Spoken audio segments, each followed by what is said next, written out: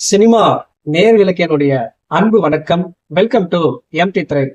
இந்த ஷோல நம்ம என்ன பார்க்க போறோம் அப்படின்னா, இயக்குனர் அனில் ரவிக்குடி இயக்கத்துல நடிகர் வெங்கடேஷ், ஐஸ்வர்யா ராஜேஷ், மீனாட்சி சௌத்ரி மற்றும் பலரது நடிப்புல வெளிவந்திருக்கிற திரைப்படம் தான் சங்கராந்திகி வஸ்துனம். இந்த படம் எப்படி இருக்கு, இந்த படத்தினுடைய கதை என்ன அப்படின்னு சொல்லி பார்க்கலாம் வாங்க. இந்த படத்தினுடைய நாயகன் வெங்கடேஷ் பாத்தீங்கன்னா கல்யாணமாகி தன்னுடைய மனைவி ஐஸ்வர்யா ராஜேஷ் மற்றும் 4 குழந்தைகளுடன் தன்னுடைய மாமனார் வீட்டுல கூட்டு குடும்பமா ரொம்ப சந்தோஷமா வாழ்ந்துட்டு இருக்காரு. இது ஒரு பக்கம் இருக்க, இன்னொரு பக்கம் வெளிநாட்டுல இருந்து ஒரு மிகப்பெரிய கம்பெனி சிஇஓ அகல்யா என்ன பண்றாங்க அப்படின்னா, அந்த மாநிலத்தினுடைய முதலமைச்சரை நரேஷை சந்திக்க வராங்க. அப்போ முதலமைச்சர் ஒரு வேலை விஷயமா டெல்லிக்கு போயிடாரு. அப்போ அந்த கட்சி தலைவர் விடிவி கணேஷ் அகல்யாவுக்கு விருந்து கொடுத்து முதலமைச்சர் கெஸ்ட் ஹவுஸ்ல தங்க வைக்கிறாரு. இதுக்கு பாதுகாப்பா ஐபிஎஸ் மீனாட்சி சௌத்ரி பாதுகாப்பு கொடுக்குறாங்க. அந்த டைம்ல ஒரு சில ரவுடி கும்பல் சிஇஓ அகல்யாவை கடத்திட்டு போயிடுறாங்க. இதற்கு பிறகு முதலமைச்சர் யாருக்கும் தெரியாம எப்படி அந்த சிஇஓவை மறுபடியும் மீட்டு எடுக்கிறது, அதுக்கு யாரு சிறந்த அதிகாரியா இருப்பாங்க அப்படின்னு கேட்கிறாரு.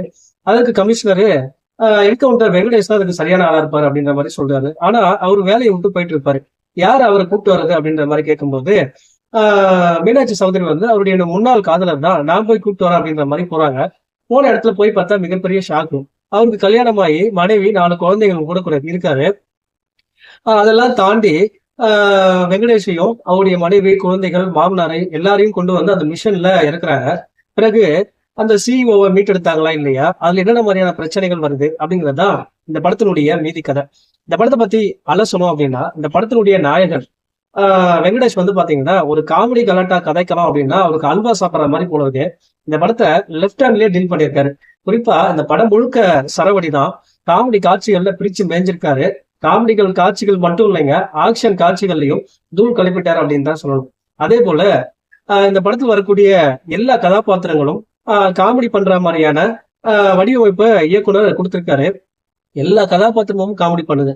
ஹைலைட்டா சொல்லணும் அப்படின்னா, வெங்கடேஷனுடைய மூத்த மகன் பாத்தீங்கன்னா தன்னுடைய அப்பாவை யாருன்னா தப்பா சொன்னா போதும், தன்னுடைய தாத்தாவை இருந்தா கூட பரவாயில்ல அப்படின்ற மாதிரி கெட்ட வார்த்தையில திட்டுறான். இது அபத்தமா இருந்தாலும் படமா பார்க்கும்போது சிரிப்பு வருது. அதே போல இந்த படத்தினுடைய நாயகி மீனாட்சி சௌத்ரி இவங்க பாத்தீங்கன்னா தன்னுடைய முதல் என்ட்ரியே பாத்தீங்கன்னா சண்டை காட்சியில மிரட்டி இருக்காங்க. தன்னுடைய சிறப்பான நடிப்பை வெளிப்படுத்திருக்காங்க. அதே போல இன்னொரு நாயகி ஐஸ்வர்யா ராஜேஷ் அவங்களும் பாத்தீங்கன்னா நல்லாவே காமெடி பண்ணியிருக்காங்க, நம்மள சிரிக்க வச்சிருக்காங்க. தனக்கு கொடுக்கப்பட்ட வேலையை சிறப்பா பண்ணியிருக்காங்க. அதே போல விடிவி கணேஷ் நம்மள நல்லாவே சிரிக்க வச்சிருக்காரு. மற்ற நடிகைகள் எல்லாமே அவங்க கொடுக்கப்பட்ட வேலையை சிறப்பா பண்ணியிருக்காங்க. இந்த படம் முழுக்க காமெடியா இருக்கு. குறிப்பா இன்டர்வல் பிளாக் வேற லெவல் காமெடியா இருக்கு. இதை எப்படி வெங்கடேஷ் ஒத்துக்கிட்டாரு அப்படின்னே சொல்லல, ஒரு பெரிய விஷயம் தான் அவர் ஒத்துக்கிட்டது.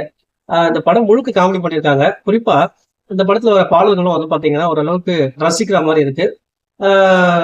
மற்றபடி ஓவராலா சொல்லணும் அப்படின்னா, இந்த படத்தை குடும்பமா பார்த்து நீங்க என்ஜாய் பண்ணலாம். இந்த படத்தினுடைய நெகட்டிவ் அப்படின்னா பாத்தீங்கன்னா அந்த சின்ன பையன் பேசுற கெட்ட வார்த்தை தான்.